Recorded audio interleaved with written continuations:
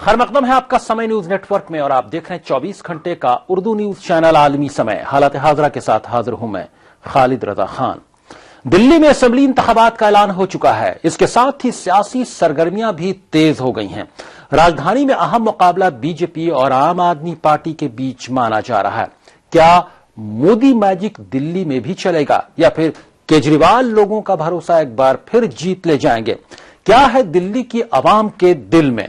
इन्हीं मौजूआत पर बातचीत के लिए हमारे साथ स्टूडियो में मौजूद हैं दो सीनियर सहाफी और सियासी तजज़ियाकार, जनाब शकील अहमद साहब, आपका आलमी समय स्टूडियो में खैर मकदम है, और शाह आलम साहब, आपका भी आलमी समय स्टूडियो में खैर मकदम है।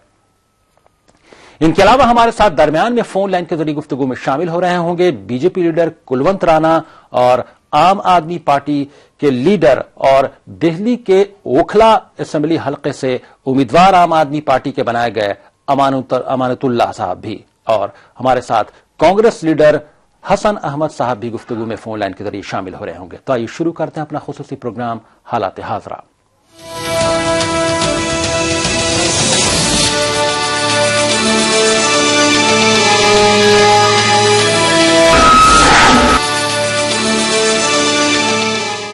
दिल्ली असेंबली इंतखाबात की तारीखों का ऐलान कर दिया गया है। कौमी राजधानी में 7 फरवरी को एक ही मरहले में वोट डाले जाएंगे, जबकि वोटों की गिनती 10 फरवरी को होगी। 14 से 21 जनवरी तक पर्चे नामजदगी दाखिल किए जा सकेंगे। 22 को पर्चों की जांच होगी। 24 जनवरी को नाम वापस लिए जा सकेंगे। इस ऐलान के साथ ही दिल्ली में इंतखाबी ज़ाब्ता अखलाक नाफिज हो गया है। रियासत में 1 करोड़ 30 लाख वोटर्स हैं। पोलिंग के लिए 9,673 बूथ बनाए जाएंगे। गुज़श्ता 4 नवंबर को दिल्ली असेंबली तहलील कर दी गई थी। Date of notification is 14th January. That is Wednesday, the 14th January. Last date of making nomination is the 21st January, which is Wednesday again. Date of scrutiny is 22nd January, which is Thursday. Last date for withdrawal is 24th January, which is Saturday. Date of poll the 7th February, Saturday. Date of counting 10th February, Tuesday. And date before which election shall be completed, that is completion of election process, is 12th February. Delhi assembly इंतखाबात की तारीख के ऐलान के साथ ही सियासी बयानबाजी भी तेज हो गई है। आइए सुनते हैं बीजेपी, आम आदमी पार्टी और कांग्रेस का इंतखाबात से मुताल्लिक क्या कहना है। हम स्वागत करते हैं। आज चुनावों के डेट की घोषणा हुई है, हम बहुत बहुत स्वागत करते हैं, क्योंकि लगभग 1 वर्षों से जिस प्रकार की कोई स्थायी सरकार नहीं थी, यहाँ पे कोई स्थिर सरकार दिल्ली में नहीं थी। दिल्ली की जनता त्रस्त थी कुशासन का, दिल्ली की जनता त्रस्त थी अनार्की का। आज वक्त आया है कि अनार्किज्म को बाहर भेजना है, कुशासन को बाहर भेजना है और गवर्नेंस को पुनः वापस ले आना है। आम आदमी पार्टी तो पूरी तरह से तैयार है और हम बहुत दिन से इन तारीखों का इंतजार कर रहे थे। अब मैं दिल्ली वालों से अपील करूंगा कि अपने विवेक का इस्तेमाल करते हुए एक ऐसी सरकार चुने जो उन्हें वास्तव में महंगाई कम करके दिखा सकती है, जो भ्रष्टाचार रोक के दिखा सकती है। ऐसी सरकार चुने, ऐसी सरकार ना चुने जो बस सिर्फ भाषण देती है और जब करने की बारी आती है तो सिर्फ ज्ञान बांटने लगती है। ऐसी सरकार से बचें। तो बहुत देर कर दी, इनको बहुत पहले इलेक्शन हो जाने चाहिए थे। 6 महीने से दिल्ली में कोई सरकार नहीं है। बीजेपी के दबाव में इन्होंने देर से फैसला करा है और जल्दी से जल्दी दिल्ली में चुनी हुई सरकार होनी चाहिए। हमारे साथ दोनों मेहमान स्टूडियो में बातचीत के लिए मौजूद हैं। शकील अहमद साहब, आपका क्या कहना है? आपने दिल्ली में आवाम से, लोगों से बातचीत की, कई लीडरान से आपकी बातचीत हुई, क्या लग रहा है इलेक्शन के डेट के अनाउंसमेंट पर क्या रद्द अमल है लोगों का?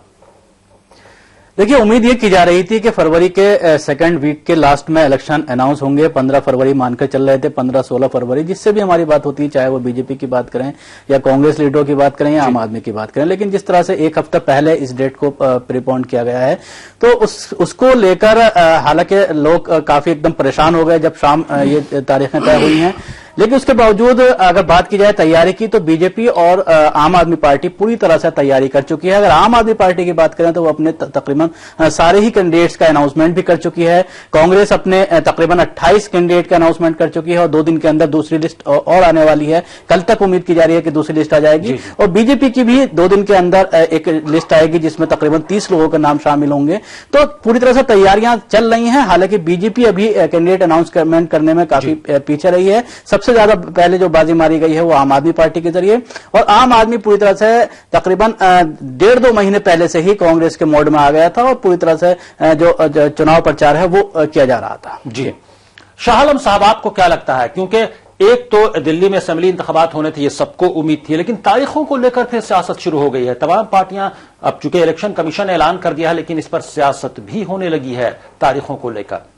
देखिए, ऐसा जैसा कि लग रहा था कि इलेक्शन 6 महीने पहले हो जाना चाहिए, तभी जैसा कि कांग्रेस के लीडर ने कहा, लेकिन ये डेट मुतय्यन करने में भी कुछ बीजेपी का रोल रहा है। वहां कश्मीर में इलेक्शन हुआ, झारखंड में हुआ, वहां की माहौल साजी के लिहाज से यह डेट तय की, जबकि 6 महीने पहले भी इलेक्शन का ऐलान किया जा सकता था। उस वक्त जो है बीजेपी को ऐसा लग रहा था कि हमारे फेवर में माहौल इलेक्शन का नहीं है, जिसकी वजह से इलेक्शन डिक्लेयर नहीं किया गया था। इस बीच हमारे साथ बीजेपी लीडर कुलवंत राणा साहब फोन लाइन के जरिए बातचीत में शामिल हो गए। कुलवंत राणा साहब, अब चूंकि डेट्स का ऐलान हो गया है इलेक्शन कमीशन की जानिब से कि दिल्ली में 7 फरवरी को इलेक्शन होंगे, पोलिंग होगी, क्या लगता है आप कितना, चूंकि आपके यहां ना कैंडिडेट अनाउंस हुआ है पहले से और बहुत सर फड़ोवल भी आपके यहां चल रही है टिकटों को लेकर, और आम आदमी पार्टी और कांग्रेस ने पहले ही से अपने बहुत सारे कैंडिडेट्स का ऐलान कर रखा है, ऐसे में आप कहां पाते हैं अपनी पार्टी को?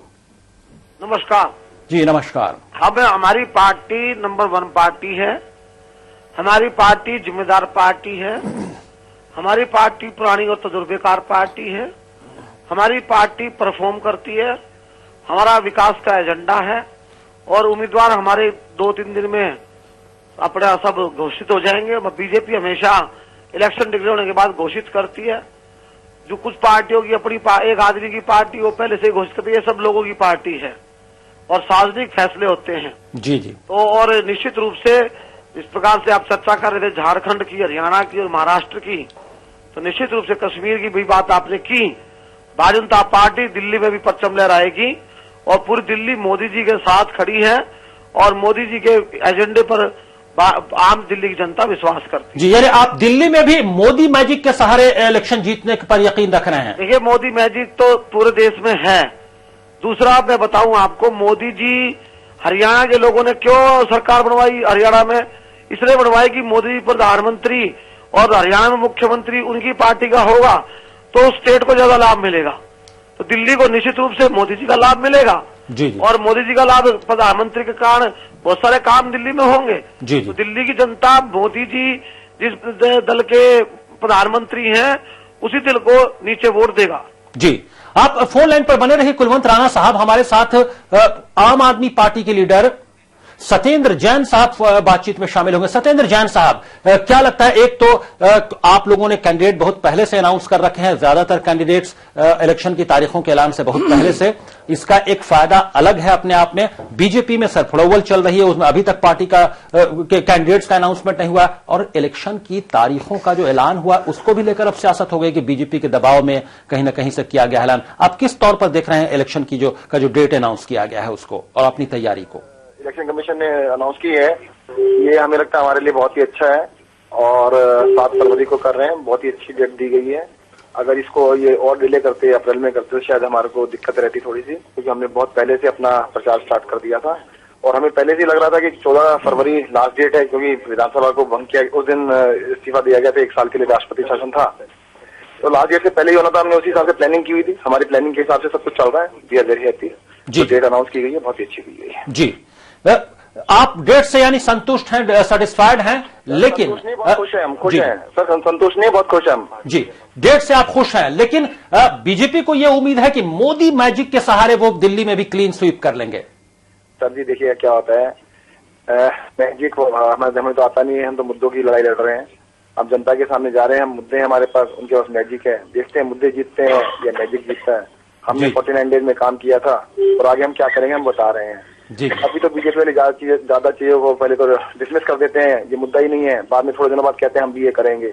जी। हमने जो भी मुद्दा लेते हैं पहले 7 दिन तक बोलते रहते हैं कि ये देखो बकवास है, इसको करना नहीं चाहिए, थोड़े दिनों बाद वो भी कहते हैं हम भी करेंगे, हम भी करेंगे। जी। तो सर कोई बात नहीं, देखते हैं, जनता समझदार है, दिल्ली की जनता बहुत समझदार है जी। और हमें पूरा लगता है कि दिल्ली की जनता सब जानती है और हमें वोट देगी जी। यकीनी जनता जो जिसको चाहेगी, आवाम जिसको चाहेगी। आप फोन लाइन पर बने रहिए जैन साहब, हमारे साथ बीजेपी के लीडर कुलवंत राणा साहब फोन लाइन के जरिए बातचीत में शामिल है। कुलवंत राणा साहब, जब नरेंद्र मोदी साहब की दिल्ली में रैली हुई 2 दिन पहले, तो बहुत उम्मीदें की जा रही थी कि वो दिल्ली को स्टेटहुड का दर्जा देने के लिए बाकायदा तौर पर कुछ बातें कहेंगे, कुछ अनाउंसमेंट करेंगे, लेकिन कहीं ना कहीं से आम आदमी पार्टी का भी ये कहना है और दूसरे लोगों का कि वो मायूसी हाथ लगी है, वो कुछ बोले नहीं इस बारे में।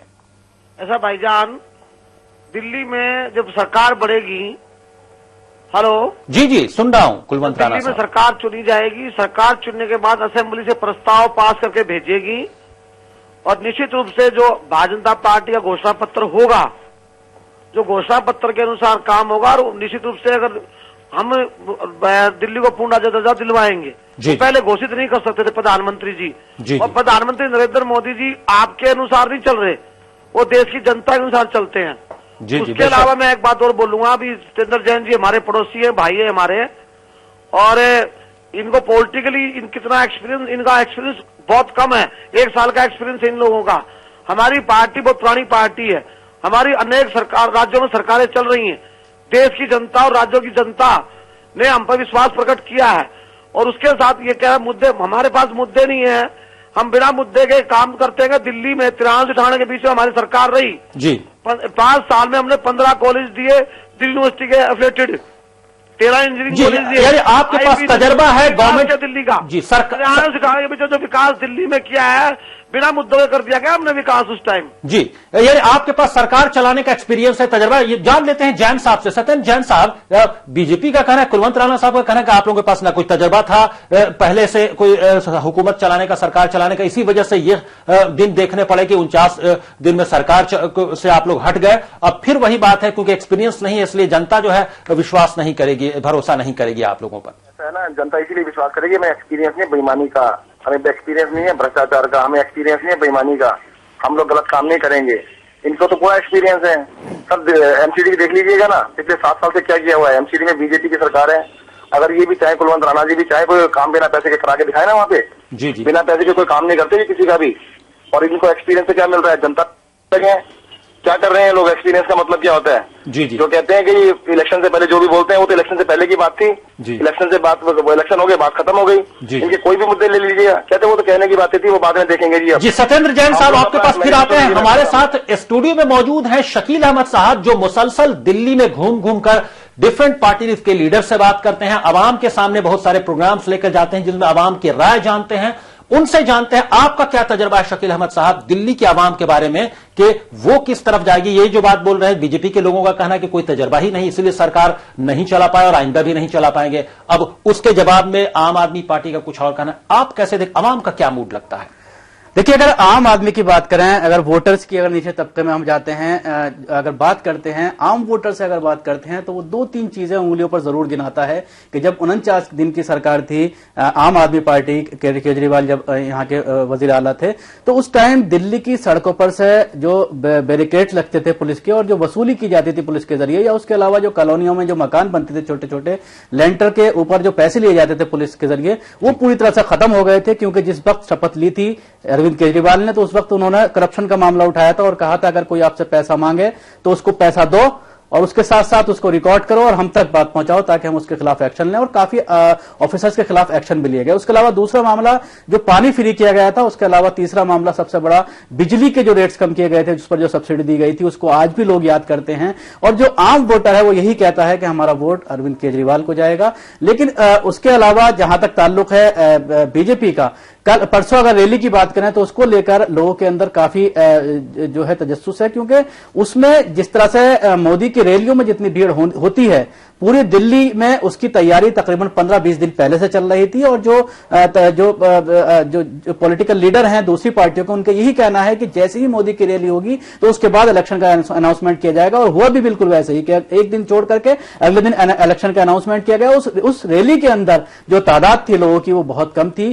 पीछे की जो सीटें हैं, पीछे की जो कुर्सियां हैं वो पूरी तरह से खाली पड़ी थी और मैदान पूरी आधा तकरीबन खाली था। और दूसरी बात ये सामने आ रही है कि इन्हीं हालात को देखते हुए ऐसी उम्मीद की जा रही है कि नरेंद्र मोदी दिल्ली के अंदर ज्यादा सभाएं नहीं करने वाले हैं। जिस तरह से जम्मू कश्मीर में कई सभाएं की गई और स्टेट्स में कई जो है उन्होंने वहां पर रैलियां की, लेकिन दिल्ली में तो कहीं ना कहीं वो खौफ। जी, कुलवंत राणा साहब, दिल्ली में बहुत ज्यादा रैली नहीं करेंगे नरेंद्र मोदी साहब।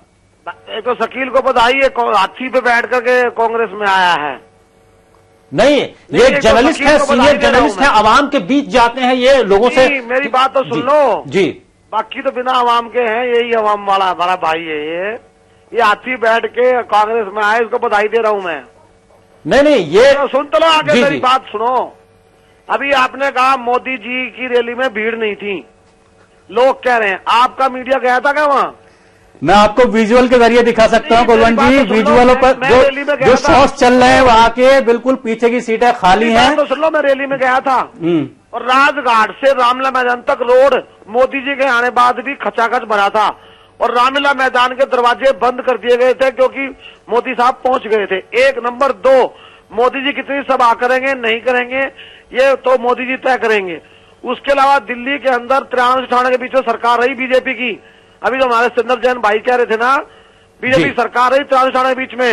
जितने घोषणा पत्र में हमारे वादे थे ना, सारे के सारे पूरे किए थे, एक भी वादा नहीं बचा था। और 15 साल कांग्रेस की सरकार रही, 49 दिन की सरकार रही। 49 दिन दिल्ली में अफरा तफरी रही और बीजेपी सरकार दिल्ली में आएगी। पहले दिन से भ्रष्टाचार समाप्त होगा दिल्ली का, पहले दिन से। और बीजेपी की जब बीजेपी सरकार थी 93 के बीच में कोई भ्रष्टाचार नहीं था उस समय और बहुत अच्छी सरकार दिल्ली को दी थी बीजेपी के लोगों ने। बीजेपी के लोग काम करते हैं, बीजेपी के लोग मंजे हुए लोग। लेकिन सरकार महंगाई की वजह से गिरी थी आपकी। त्यागी तपस्वी लोग हमारी सरकार इसलिए नहीं बनी थी कि हमारे आंतरिक झगड़े थे। हमारे आंतरिक झगड़ों के कारण हमारे सरकार नहीं बन पाई। दोबारा सरकार हमारी बनती, दिल्ली की जनता हमसे खुश थी, लेकिन हमारे पार्टी के अंदरूनी झगड़े थे। जी, लेकिन उसके बाद 15 साल फिर पता नहीं उसी अंदरूनी झगड़े की वजह से हो सकता है कि बीजेपी को बाहर रहना पड़ा हो। सत्येंद्र जैन साहब क्या कहेंगे जिस तरह से कुलवंत राणा साहब डिफेंड कर रहे हैं और ये बोल रहे हैं कि वो कहीं ना कहीं से करप्शन पर लगाम लगाएंगे और तमाम वादे पूरे करेंगे। ये बात आमतौर पर आवाम में ये असर है कि जब आम आदमी पार्टी की सरकार आई थी तो दिल्ली में तमाम जो दफ्तर के लोग हैं, जो काम करने वाले लोग हैं, जिनके पास जो पैसे लेकर काम करने का जिन पर इल्जाम लगता था, वो खौफजदा थे। देखिएगा सर, मैं छोटी सी बात कहना चाहूंगा। एमसीडी कह रही है कि दिल्ली में हमारी सरकार बनवा दो तो हम करप्शन बंद कर देंगे। पिछले 7 महीने से 7.5 महीने से एलजी के थ्रू दिल्ली की सरकार ये खुद चला, अभी तक क्यों नहीं बंद करी जी? अभी तक क्यों करप्शन कर रहे हैं? दूसरी बात, एमसीडी में पिछले 7 साल से इनकी सरकार है। भाई साहब अभी भी बंद कर दो, अभी भी 25 दिन बाकी हैं। लोगों को लगेगा, दिखेगा कि अरे बिना पैसे के काम होने लगा, दिल्ली की सड़कों से करप्शन खत्म कर दो ना। जी। आप कहते करेंगे, अरे तुम्हारी दिल्ली में तुम्हारी सरकार है, एमसीडी में तुम्हारी सरकार है, केंद्र में तुम्हारी सरकार है, हमें तो ये दिल्ली सरकार चुन के लाओ तब हम दोबारा से करेंगे। भाई साहब क्यों अखबारों में एडवर्टाइजमेंट देते रोजाना हम ये योजना बना रहे हैं जी, हम इसका उद्घाटन कर रहे हैं, इसका मतलब सरकार आपकी है ना, तभी उद्घाटन कर रहे हो। मुझे तो नहीं बुलाते उद्घाटन करने के लिए, तो रिश्वती बंद कर दो। हमने करी थी, अरविंद केजरीवाल ने कहा था जो पैसे मांगे मना मत करना, सेटिंग कर लेना और मेरे पास रिकॉर्डिंग ले आना, उसको मैं देख लूंगा। और हमने दिखाया था नजारा, ये पैसे लेने थे इनके एमसीडी ऑफिस बंद करा दिए थे, एमसीडी में पैसे बंद हो गए थे, इनसे क्यों नहीं बंद हो रहे? 7.5 महीने से इनके केंद्र में भी बैठे हैं और 7 साल से क्या दिल्ली के अंदर बैठे हैं एमसीडी के अंदर। करप्शन यह है क्या, इनकी जो रोजी रोटी है करप्शन से चलती है।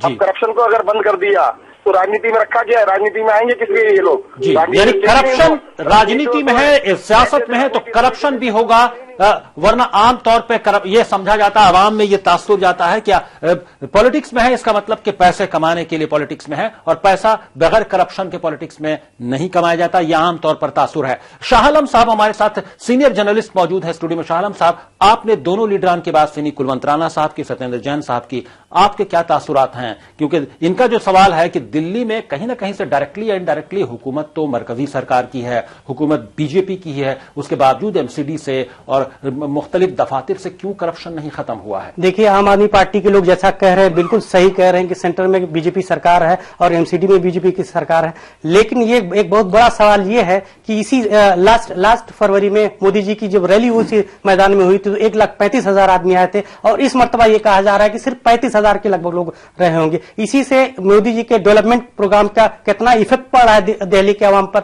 उसी से अंदाजा लग जाना चाहिए। और मुझे लग रहा है कि बीजेपी के लोग जो परेशान हो रहे हैं वो इसी रैली के उनकी मोदी जी की रैली में जब इतने लोग कम आए हैं तो और लोगों के लीडरों के ताल्लुक से लोगों का क्या रुझान होगा, इसी से अंदाजा लग सकता है। और जैसा कि आम आदमी पार्टी के लोग ये कह रहे हैं कि 49 दिनों तक में हम लोगों ने देखा, लेकिन इन्होंने अपनी गलती तस्लीम कर ली कि हमने बहुत जल्दी फैसला ये ले लिया, इस्तीफा दे दिया और ये कर दिया। और बीजेपी की तरफ से ये लालच दी जा रही है दिल्ली के आवाम को कि अगर हम इक्तदार में आए तो फुल जो है स्टेट का दर्जा इसको दे देंगे। इसका मतलब और कोई सरकार आएगी तो बीजेपी नहीं देगी। इसका क्या मतलब हो सकता है? किसका आवाम को मफाद देख रहे हैं या पार्टी का मफाद देख रहे हैं? ये एक बहुत बड़ा सवाल है बीजेपी के। यानी कुल मिलाकर दिल्ली में आम आदमी पार्टी बीजेपी के लिए या मोदी मैजिक का जो असर मुल्क में है उसके लिए बड़ा चैलेंज है आम आदमी पार्टी और अरविंद केजरीवाल। ये बात वाज़ेह है, ये बात आम लोग भी मानते हैं, तमाम एक्सपर्ट्स मानते हैं, तमाम सर्वे ये बता रहे हैं कि आम आदमी पार्टी सबसे बड़ा चैलेंज बनकर उभरी है। हालात हादरा में वक्त हो गया एक ब्रेक का। सत्येंद्र जैन साहब, आपका हम यहां पर शुक्रिया अदा करेंगे फोन लाइन के जरिए बातचीत में शामिल होने के लिए, आपका बहुत बहुत शुक्रिया। और कुलवंत राणा साहब, आपका फोन लाइन के जरिए गुफ्तगू में शामिल होने के लिए बहुत बहुत शुक्रिया। शकील अहमद साहब और शाह आलम साहब स्टूडियो में बातचीत के लिए मौजूद हैं।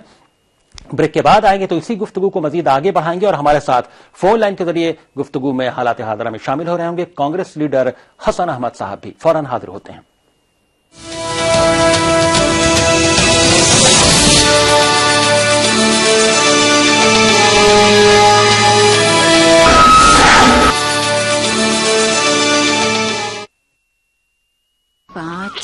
पंजे 30 दिमाग का हवाई जहाज है तेरा। ना रॉकेट। हाँ रॉकेट। राकेट जी कहाँ? अम्मा खेत में आई है। जा रख ले। मुन्नी बीमार जो होने वाली है। बीमार? खुले में पखाना करेगी, उस पर मंडराएंगी मक्खियाँ, फिर वही मक्खियाँ तेरे बनाए खाने को आलूदा करेंगी और मुन्नी को बीमार। घर में बैतुल खला बनवा और इस्तेमाल कर। स्वच्छ भारत मिशन, एक कदम सफाई की तरफ। जहाँ सोच किंग आयुर्वेदिक तेल जो बना है 16 खास आयुर्वेदिक तत्वों से, रखे मेरे बालों का ख्याल और बाल रहे लंबे काले और घने। Kesh King, the king of hair oil.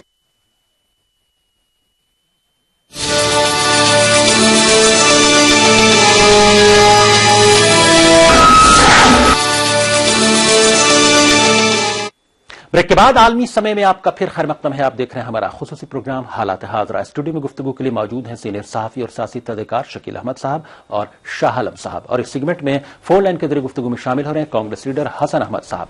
Delhi में असेंबली इंतखाबात का ऐलान हो चुका है। आइए जानते हैं कि सियासी लीडरों के बाद अवाम का क्या मूड है। दिल्ली में स्थायी सरकार आनी चाहिए और भारतीय जनता पार्टी ही स्थायी सरकार दे सकती है। भारतीय जनता पार्टी ही क्यों? बाकी तो अरुण है वो तो नकली आदमी है, पर कांग्रेस वैसे टूटी हुई है, भारतीय जनता पार्टी ये दे सकती है। केजरीवाल क्यों? केजरीवाल तो भाग के चले गए लोग कहते हैं। चले गए थे लेकिन वो सही आदमी है। दिल्ली के लिए माहौल सही हो जाएगा। किस तरह की माहौल सही होगा? जैसे ये गुंडागर्दी है ना, ये खत्म हो जाएगी। तो केजरीवाल की सरकार बननी चाहिए। जी हाँ, बननी चाहिए और बनेगी भी। केजरीवाल की सरकार, आम आदमी पार्टी सरकार। क्या रीजन, क्या क्यों आम आदमी की सरकार? खराब है आम आदमी। हम काफी टाइम से वोट डाल रहे हैं, ऐसा कुछ हुआ नहीं। हम एमएलए से बात नहीं कर सकते, हम किसी लीडर से बात नहीं कर सकते। 9 महीने हो गए मोदी को आए हुए, बट मोदी ने आज तक हमारे क्वेश्चन का आंसर नहीं किया कि गंगा क्या हाल हुआ है। एटलीस्ट हमें कोई ऐसा बंदा चाहिए जो आके बता सके कि मैं क्या कर रहा हूँ, क्यों कर रहा हूँ, किसके लिए कर रहा हूँ।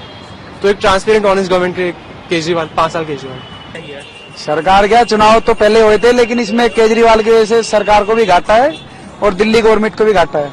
1 साल पीछे पहुंच गई क्या ना मोदी का दिल्ली, लेकिन अब की बार बीजेपी आएगी, हम तो बीजेपी के सपोर्ट है, लेकिन नुकसान बहुत हुआ है। इलेक्शनों में पैसा लगता है। तो इसका जिम्मेदार कौन है? केजरीवाल है इसका जिम्मेदार, सारा ही।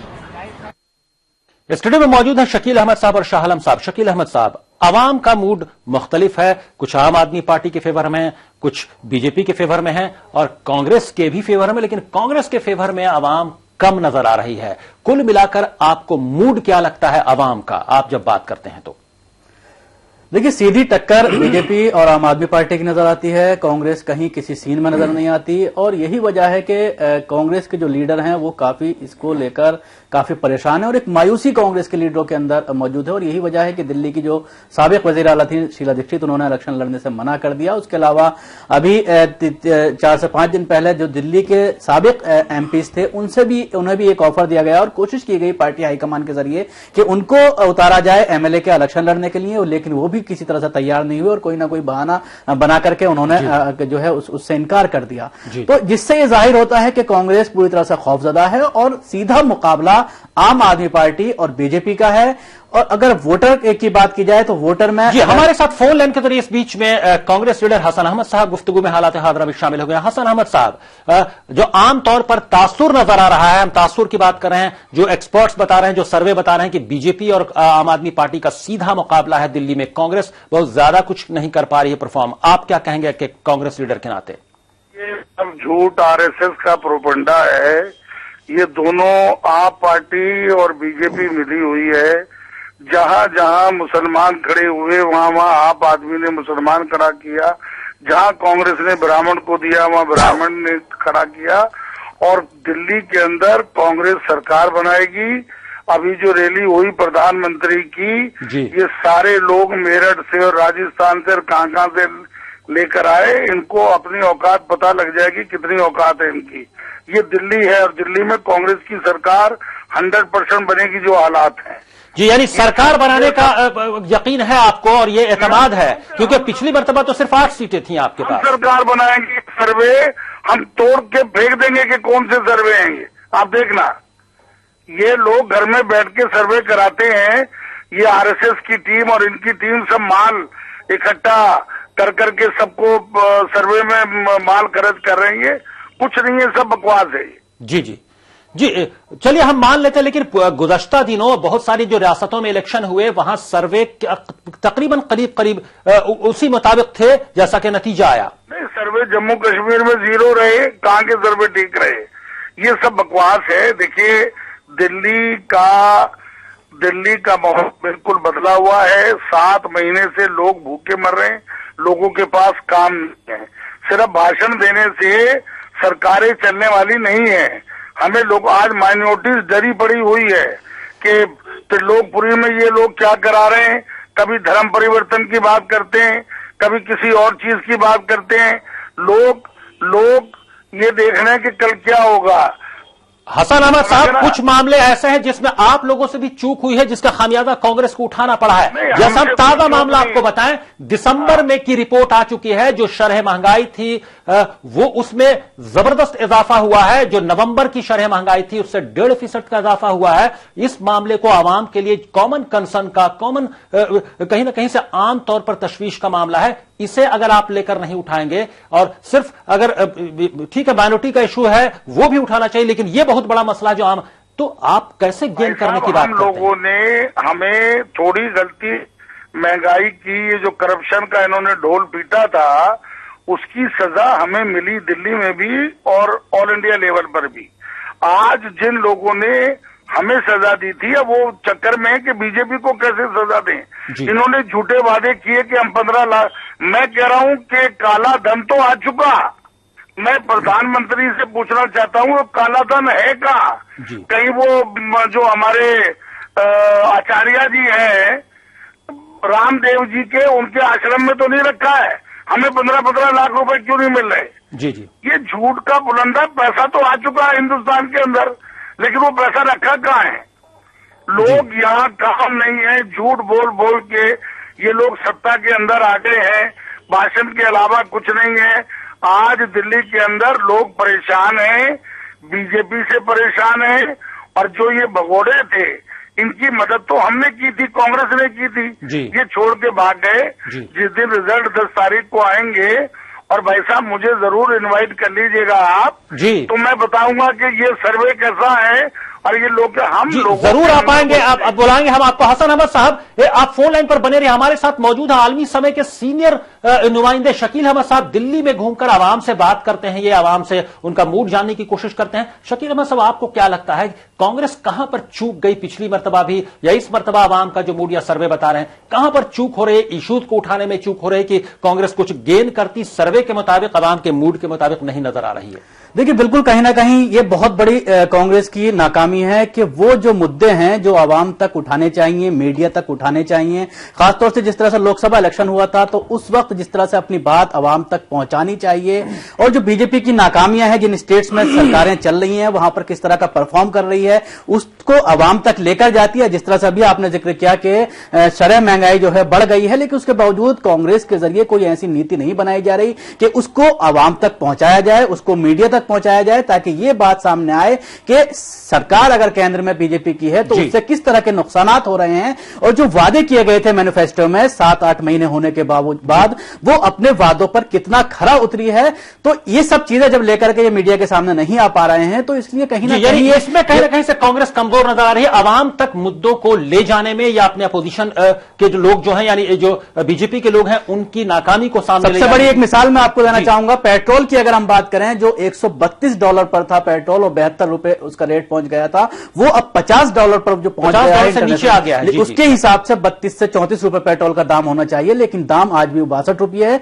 ये बहुत बड़ा इशू है। अगर इसी को लेकर के अगर कांग्रेस अपनी रणनीति बनाए, पूरी तरह से इसको लेकर आवाम तक पहुंचाए, तो इससे बहुत बड़ा फायदा कांग्रेस को। शाह आलम साहब, आप मुख्तसरन आपसे जानना चाहेंगे, आप क्या पाते हैं कि कांग्रेस कहां पर कुछ गेन नहीं कर पा रही? अगर गेन, जैसा कि दावा है हसन अहमद साहब का कि वो हुकूमत बना रहे हैं, तो किस बुनियाद पर आपको दावा लगता है सहाफी के तौर पर? मुझे तो नहीं लगता कि हसन अहमद साहब किस बुनियाद पर यह कह रहे हैं कि कांग्रेस सरकार बना रही है। इस वजह से कि कांग्रेस से एक तो महंगाई के इश्यूज पर लोग नाराज थे, इनका मौका भी क्लियर नहीं था, ये सेकुलर है या कम्युनल है। इस अवाम इस पसोपेश में है कि ये सेकुलर वोट के साथ जाए या कम्युनल वोट के साथ जाए, या डेवलपमेंट की बात कर रहे हैं, यहाँ अपोजिशन का रोल ठीक से प्ले नहीं कर पा रहे हैं, महंगाई बढ़ रही है लेकिन आपकी तरफ से कोई आवाज नहीं उठ रही है, तो किसकी तरफ जाए? और रहेगा ये जमहूरियत में एक मजबूत अपोजिशन का होना भी जरूरी है, और शायद अब मजबूत अपोजिशन का रोल अदा कर पाने में कांग्रेस कहीं ना कहीं से कमजोर नजर आई, चूक हुई, जिसका खामियाजा कांग्रेस को पिछले असेंबली इलेक्शन में दिल्ली में उठाना पड़ा, और जिसका खामियाजा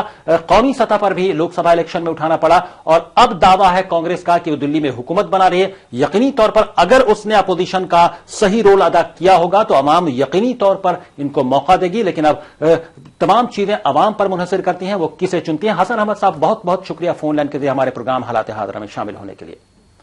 शकील अहमद साहब और शाह आलम साहब, आप दोनों का भी स्टूडियो में तशरीफ लाने के लिए और हालात हाज़िरा में शामिल होने के लिए बहुत बहुत शुक्रिया। हालात हाज़िरा में अभी बस इतना ही। आप आलमी समय को इंटरनेट पर भी देख सकते हैं, लॉग ऑन करें www.samaylive.com। फिलहाल खालिद रजा को दीजिए इजाजत, मगर आप देखते रहिए आलमी समय।